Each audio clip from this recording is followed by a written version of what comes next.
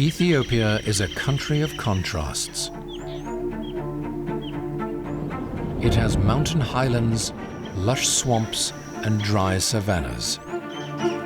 And in the middle lies a land that contains all of these in one small arena. Awash National Park is part desert and part oasis. One primate that thrives here is as multifaceted as its home. The Hamadryas baboon.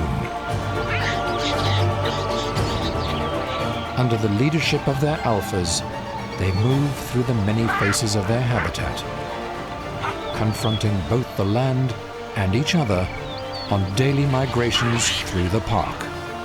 These are the Hamadryas of Awash.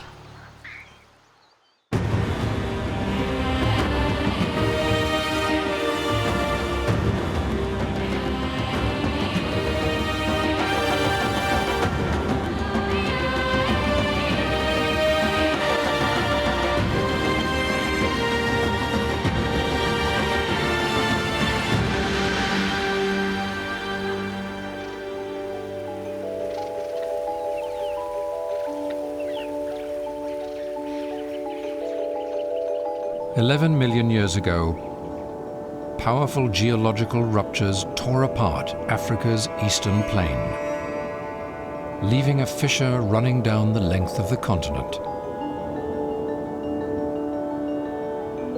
The Great Rift Valley.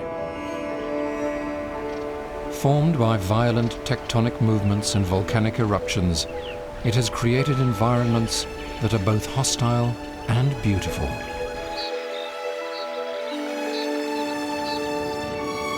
In its northeastern corner is a country that stands as a testament to these opposing forces.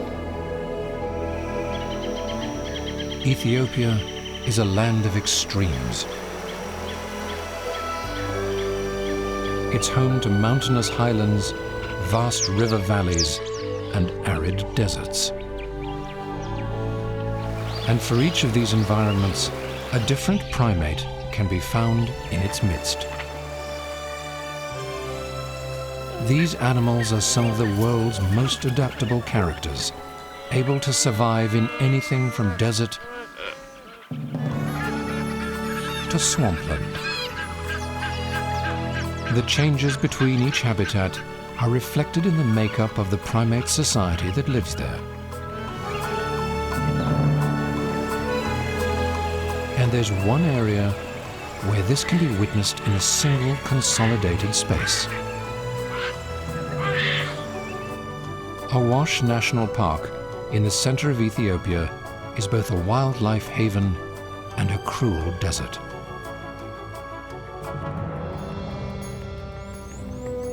In the dry season, less than 3 millimeters of rain falls a month.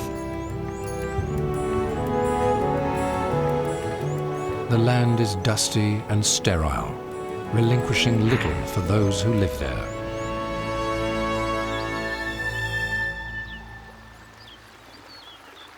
But hidden within the park is a lush oasis. A natural utopia produced by the very same volcanic forces that shaped the surrounding wasteland.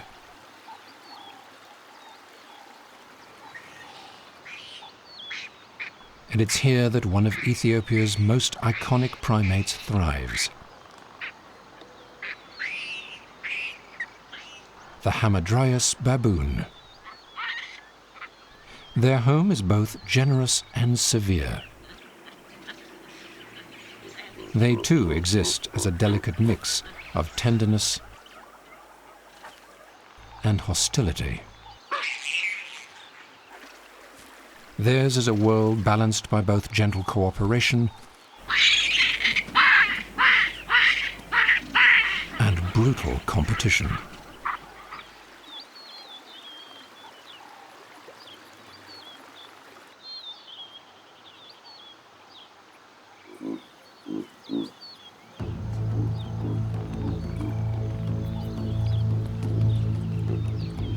As soon as the sun breaks the horizon, daily proceedings commence. The alpha males begin to gather and organize their harems.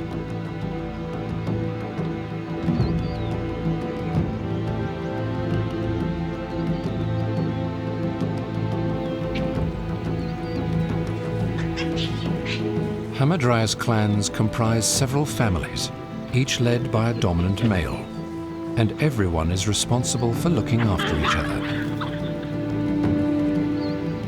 For the youngest members, the arrival of the new day means that they can resume their restless jostling, running, and playing.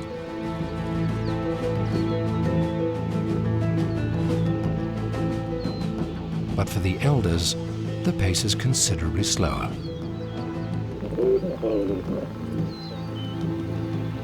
The dominant males enjoy the attention of their family and tolerate the presence of their neighbors. Males share territory, but they do not share females. They are notoriously possessive and aggressive.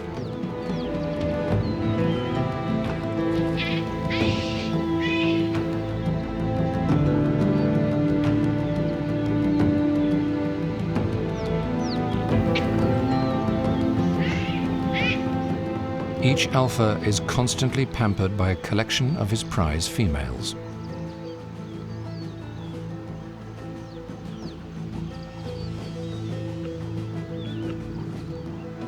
A powerful male can hold on to his harem for as long as 10 years, and it's strength alone that determines the longevity of his reign.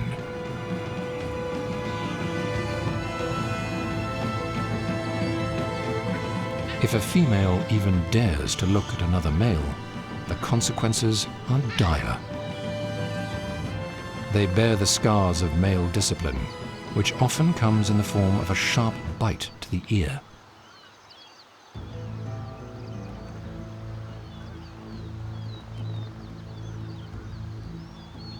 Here, males are the kings,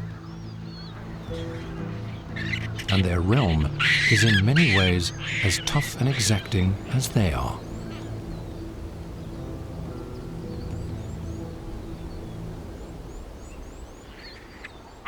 In most baboon societies, related females stay together and adolescent males disperse into other groups. But the Hamadryas are different.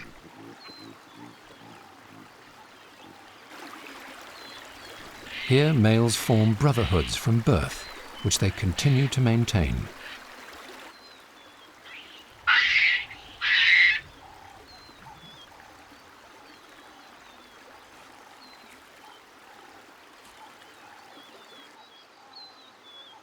The whole social structure is centered around groups of alphas. They keep the group cohesion through their aggression.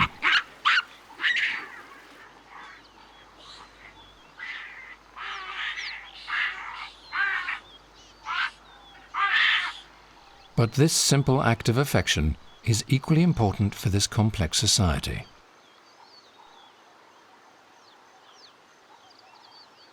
Grooming is an important indicator of dominance. Superior clan members are shown more affection than others.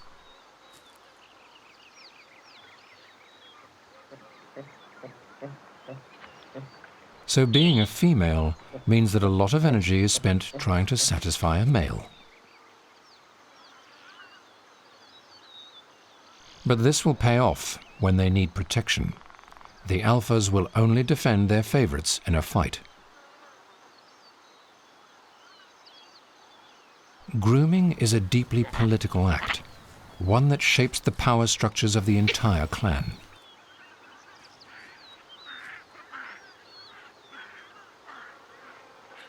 For this young mother and her newborn, the group dynamic is a source of both security and great stress.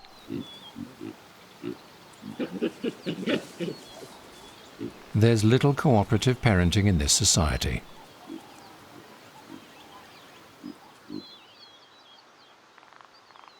Once the infant is born, it's largely the mother's responsibility to raise it.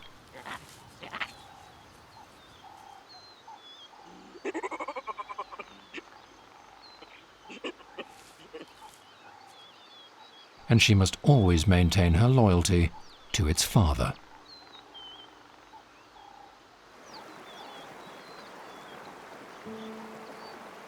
Each morning, the leaders move their families from the cliff tops where they sleep and into the park below.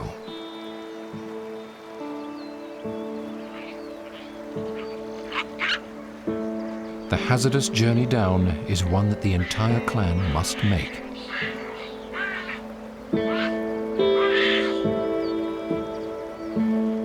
These cliffs are a safe haven, unlike the rest of Awash's stark landscape. And only the strongest Hamadryas clans get to enjoy them.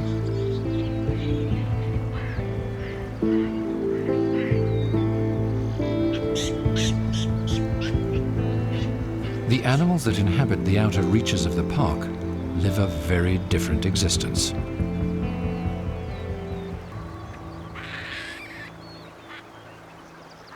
Surrounding the cliffs is a vast expanse of barren grassland and scrub.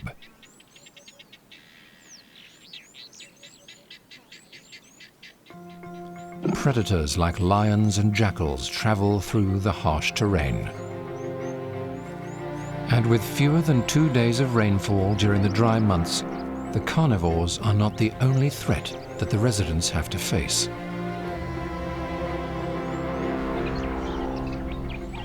In the dry season, temperatures push 40 degrees Celsius.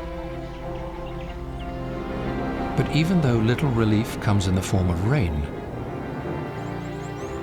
the land makes up for it in other ways. The geological shifts and volcanic forces that have shaped the coarse landscape also created an unexpected byproduct. As lava continued to spill and then cool over the land throughout the millennia, it created a deeply porous igneous rock. Underground spring water filters through all year round, creating an oasis at the foot of the Awash cliffs. No matter what time of the year, this small pocket of the park remains lush, providing shelter, water, and food.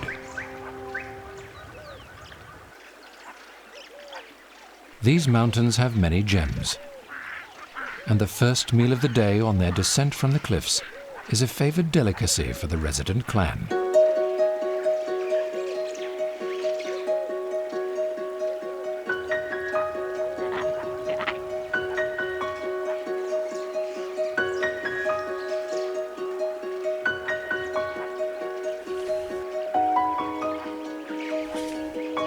Palm nuts.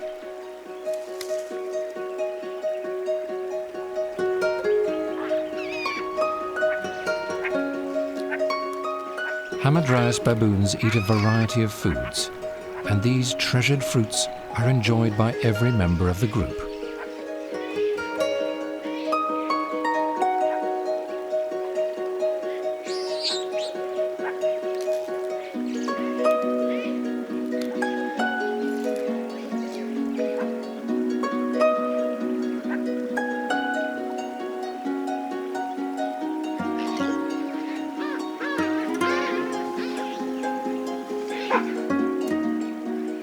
The clan's daily movements are dictated by the search for the right nutrition. As soon as day breaks at the top of the cliffs, they begin their passage through Awash to find more food.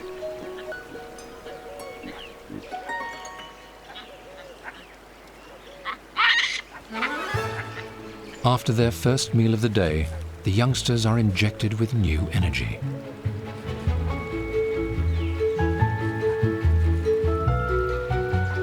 They explore their world by tumbling through it.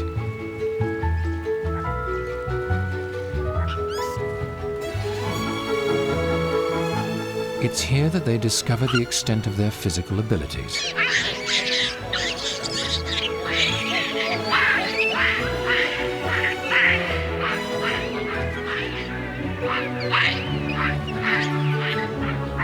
The clan is made up of multiple harems, each with their own infants.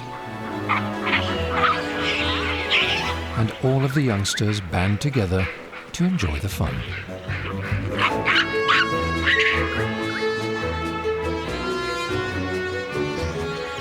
They test their mobility against one another.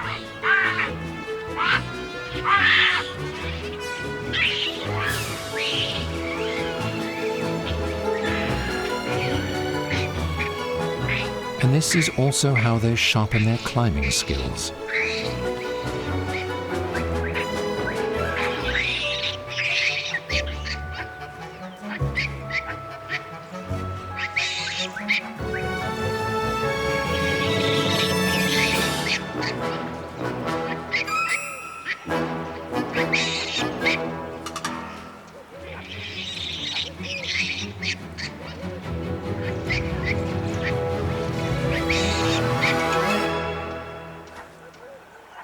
It's an education through revelry.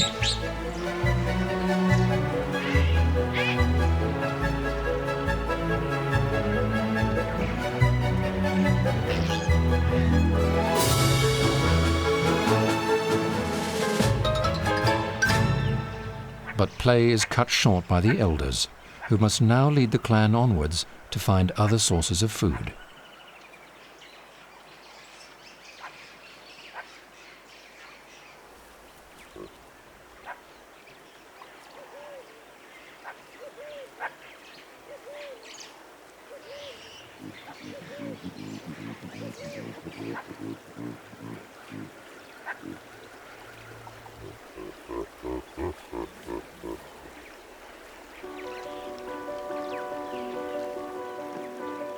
Although the cliffs are bountiful, the Hamadryas baboons cannot live on palm nuts alone.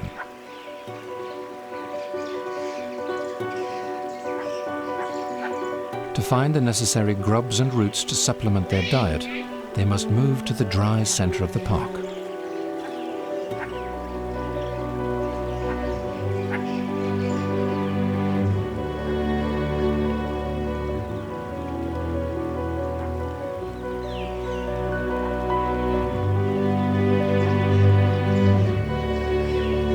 Leaving the cliffs is a risky move. Another clan may take the oasis if it's left undefended.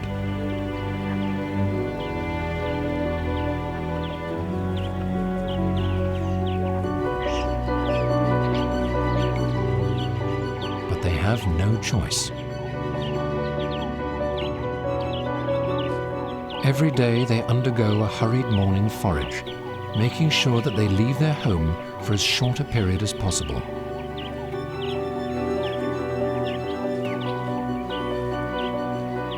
Led by the alphas, they hastily comb through vast expanses of open space for the little nourishment they can find.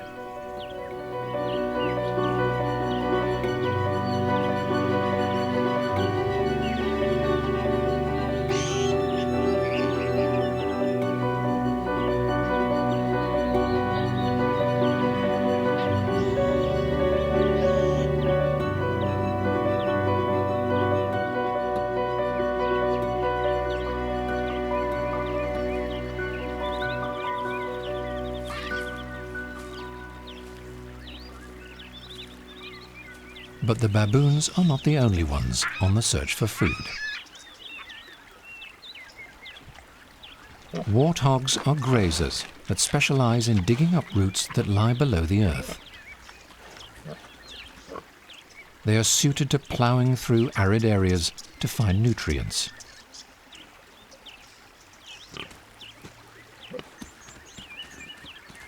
They're good at withstanding heat, which allows them to waste less moisture when cooling themselves.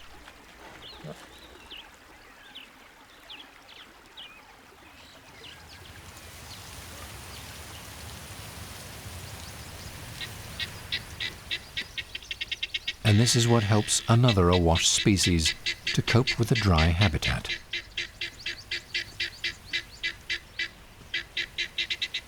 Oryx can survive without needing to drink regularly.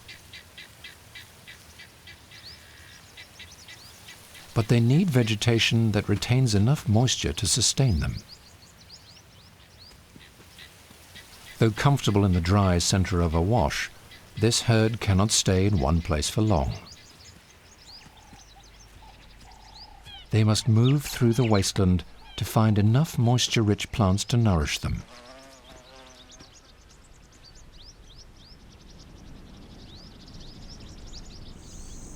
But it's not just the mammals on the search for moisture. Leopard tortoises live in the dry region of Awash, but they can't survive long without fresh water, so they must permanently quest through the sterile land to find it. But they do have a number of ingenious ways to cope with their habitat. Their high-domed shell provides extra protection from the sun's heat. This allows them to spend more time in open habitats looking for food or water.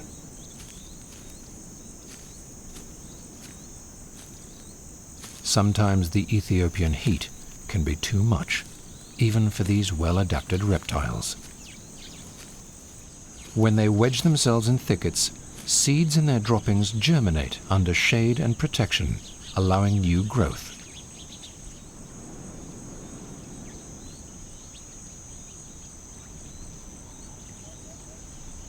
This regeneration of plant life is a valuable contribution to all who move through this difficult landscape.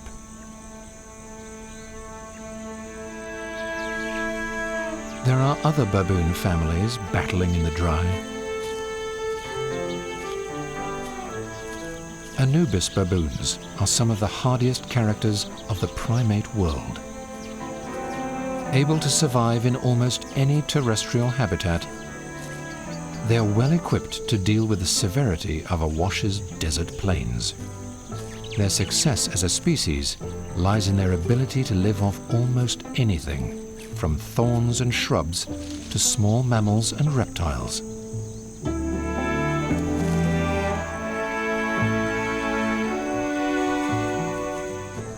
Even when the dry and sterile landscape provides little, they are able to sustain themselves. There's very little that Anubis baboons cannot and will not eat. Every day they join the other residents of Awash, threading through its arid stretches for whatever they can find. A little further to the north, a different story unfolds. Where the majority of Awash is a coarse and severe landscape, Ethiopia's Simeon mountains are lush and generous.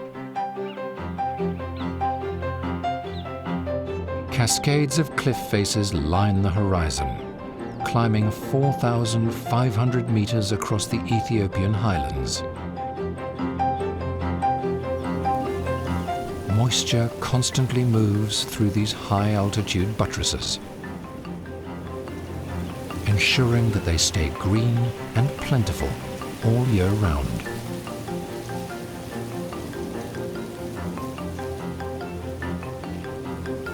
In between the vast peaks, a myriad of life prospers. And the animals that live here enjoy a very different existence to those in Awash.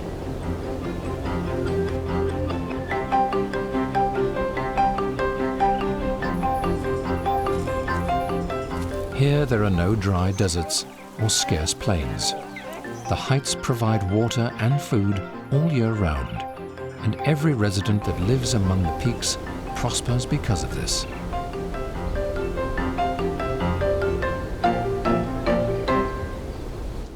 Walia ibex frequent the mountain between 2,500 and 4,500 meters. The vegetation that an ibex needs to survive can only grow in this region of the Simeons. Ibex need a constant supply of water all year round. They depend heavily on the upper stretches of this natural cathedral to get this.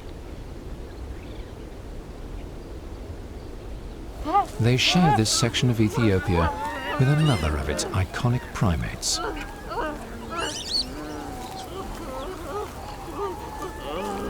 Geladas can be found in the Simeon Mountains above 1,500 meters. This is where the high-protein grasses that they depend on for survival grow. Geladas are the only true grazers of all primates. Their diet is more like a cattle's than a typical baboon's.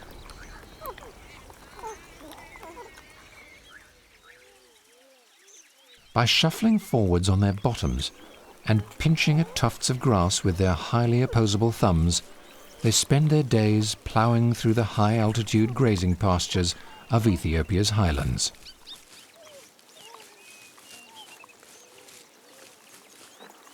The daily routines of the gelada and the Hamadryas are markedly different.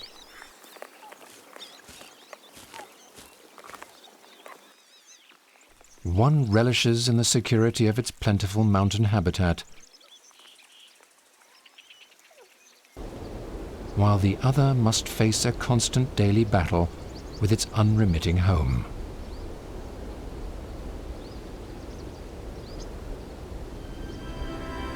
But Awash has two faces. It's both desert and oasis.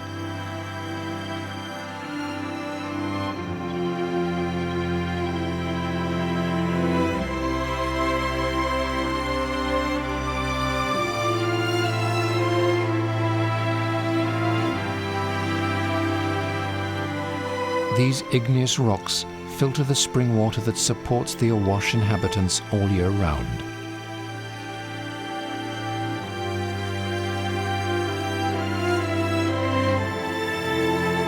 These marshes generate river tracts that feed into the park, quenching the parched land.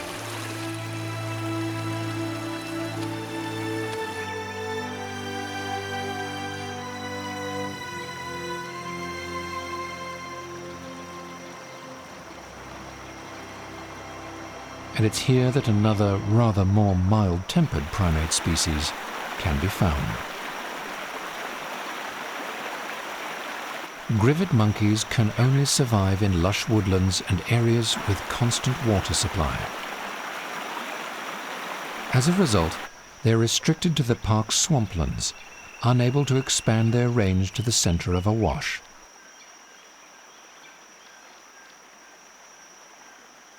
They spend most of their time in the trees, only coming down to the water to drink.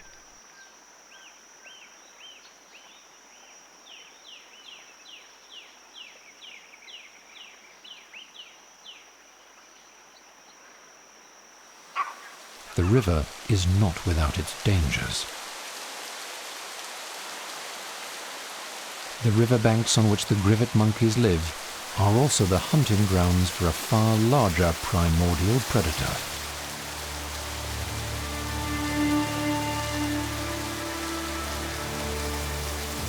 The Nile crocodile.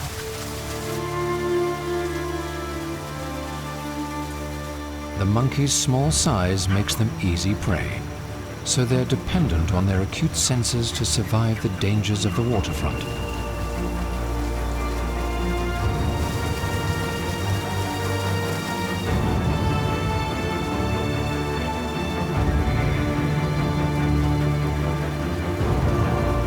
By remaining in a state of hyper-awareness, they notice the predator well before it manages to get close enough,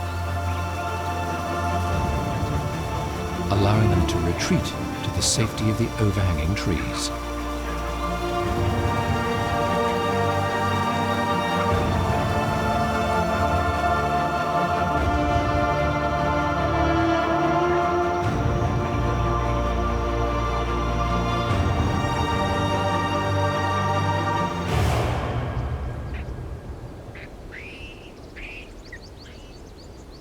Once the resident Hamadryas have had their fill, they cease their morning forage and return hastily to the cliffs.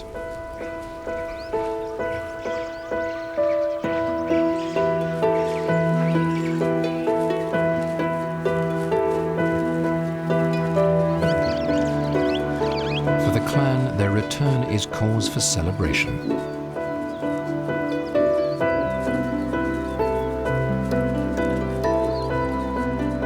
they find the cliffs unoccupied by other baboons.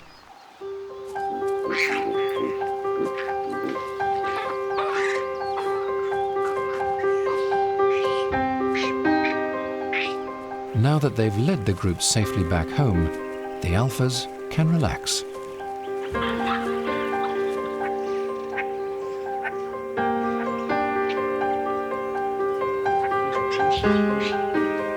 The mothers may now spend more time tending to their offspring. Females tend to give birth every 24 months, and they dedicate the period in between to protecting and raising their young.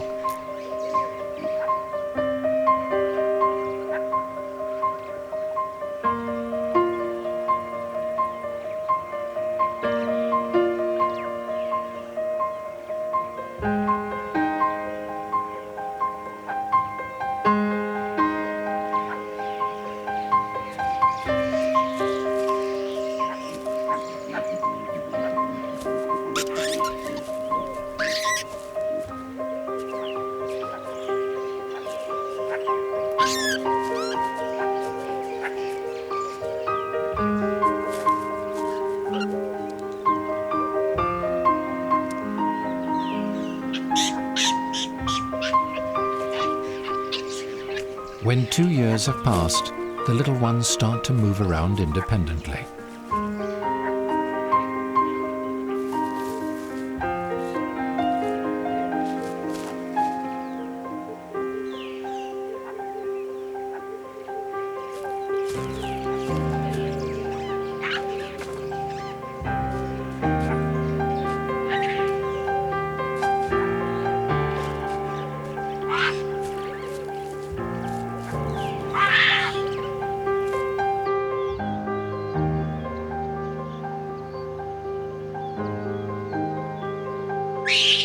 For all of the clan's youngsters, the return to the cliffs just means more fun. Their tireless playing reaches explosive levels as they enjoy the return to their safe haven.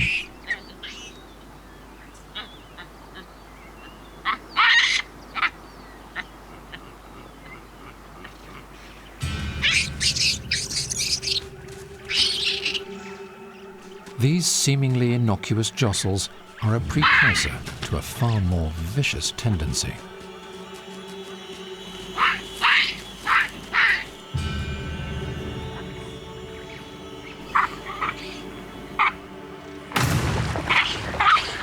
Fighting ability and aggression are the biggest determinants in male social standing.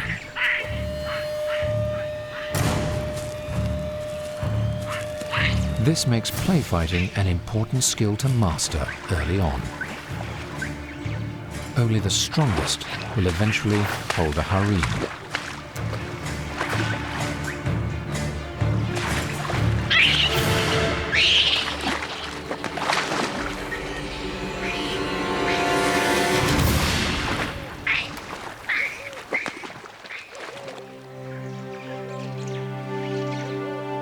For weaker peripheral males, finding a mate is a hard task.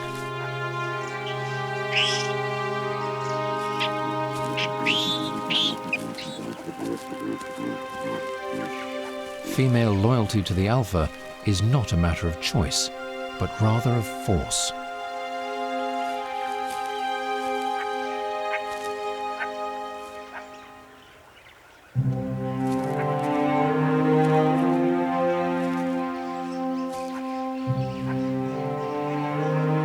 And other males must respect the alphas and their harems. If they don't, a fierce dominance battle may ensue. The only way that peripheral males are able to mate is in secret, away from the gaze of the alphas, or by successfully defeating a dominant male in a fight. Their home is difficult and sparse, and this often places the Hamadryas in conflict with one another. Any aggression in their social structure is born from necessity.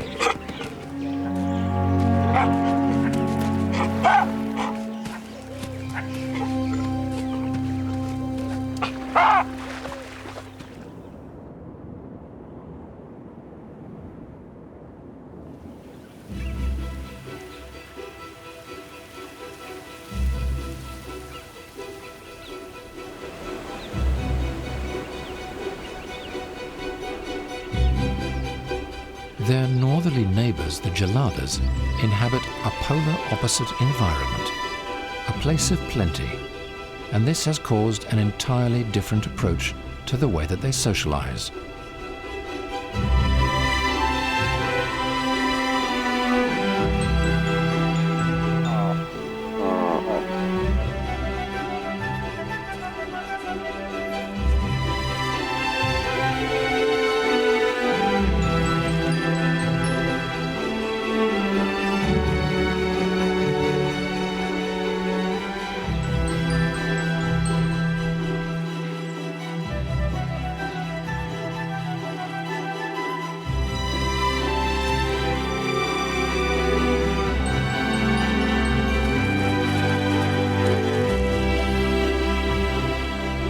Where Hamadryas coalesce in conflict, the geladas have chosen another method to keep their group cohesion.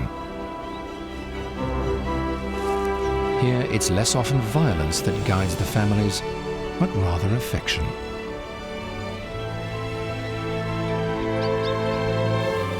In the world of the gelada, females own the throne. Females make the mating decisions that shape the whole group's power dynamics. They choose whether or not to empower the alpha males.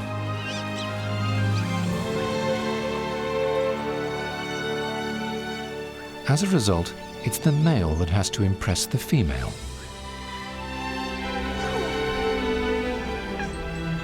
Here, the alpha is not the strongest fighter, but the gentlest groomer.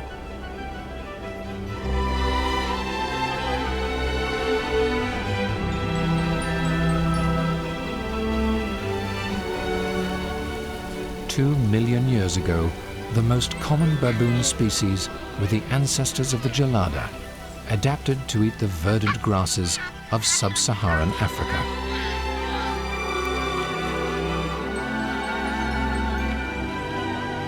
As the climate dried over the course of the millennia, these grasses became restricted to the top of the Ethiopian mountains and were replaced lower down by the much drier grasslands of today's African savanna.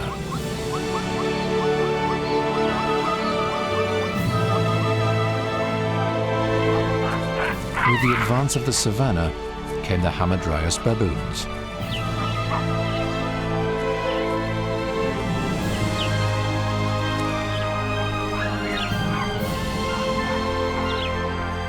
They replaced geladas everywhere, except for the uppermost regions of an Ethiopian stronghold in the mountains. Today, they exist as two opposing mirror-image societies, one protected by a generous mountain habitat, the other restricted to the unyielding savanna. The first guided by females, the next dominated by males. One centered around peace, and the other maintained by violence.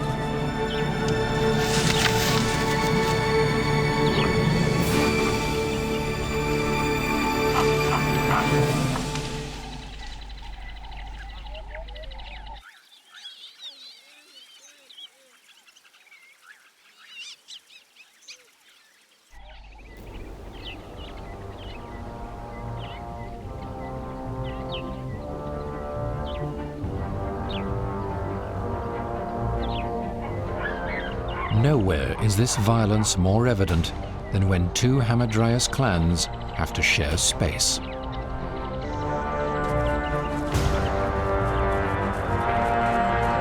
A rival group has arrived at the foot of the Awash cliffs.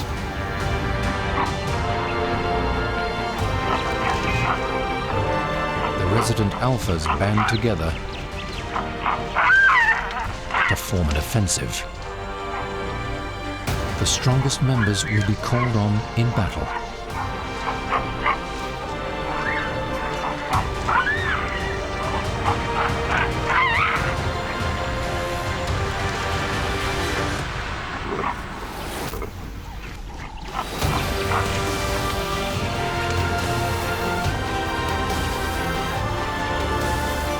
tensions run high,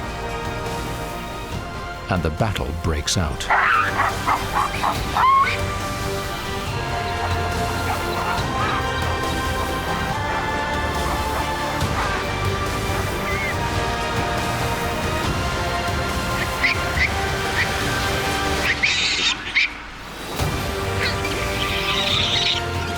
Hamadryas scuffles can be violent.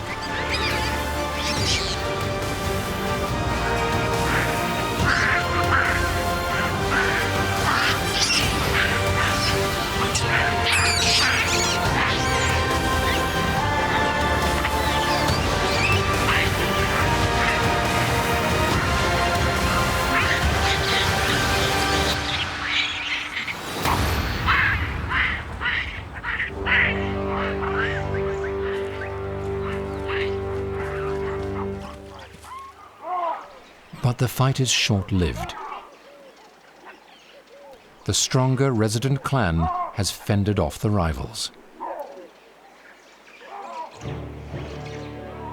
Peace returns to the cliffs.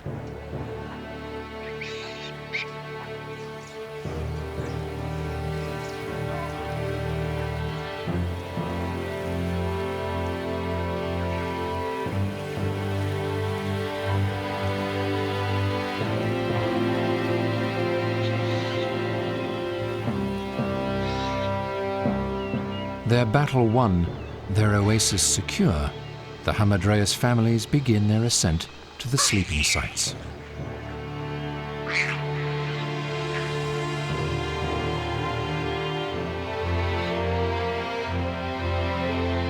Their territory is secure.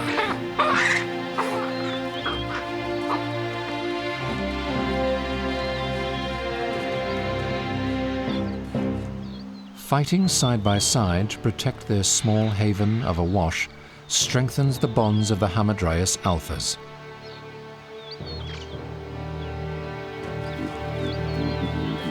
Each day they rely on one another to defeat the challenges of the park.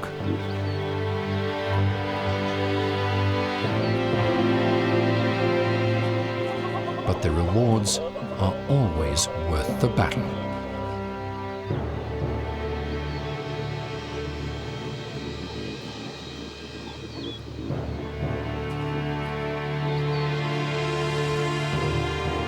The harems may now rest easy, confident in the fact that their sleeping sites have been successfully defended.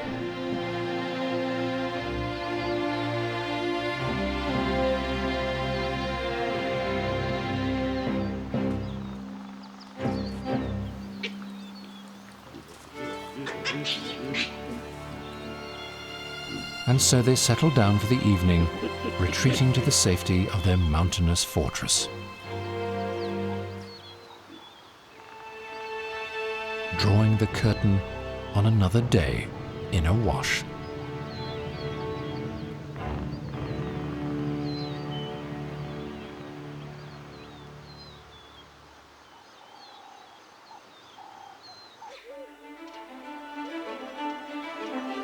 Ethiopia supports an array of wildlife kingdoms.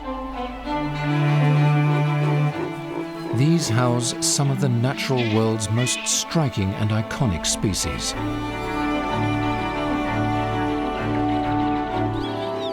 The primates that exist here are as diverse as the habitats they live in.